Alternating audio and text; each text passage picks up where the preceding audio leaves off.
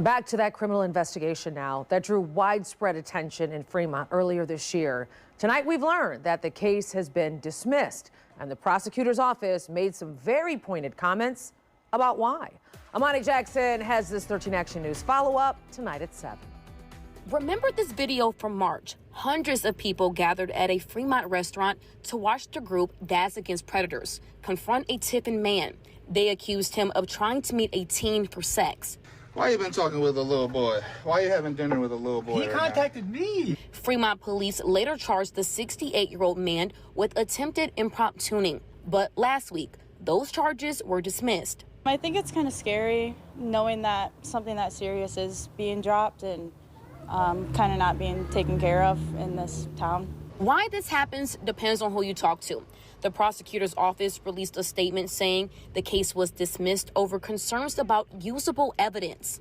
It reads, quote, because the investigation and evidence collection were conducted by a private organization rather than law enforcement, significant evidentiary concerns arose, including issues related to chain of custody, the admissibility and reliability of the evidence, and the inability to ensure witness cooperation.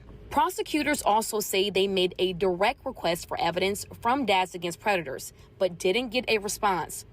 However, Joshua Mundy with the organization disputes that, saying they turned over all requested phone calls and text messages. Mundy says his group isn't to blame. This has been an incredibly frustrating experience with Fremont since the very beginning.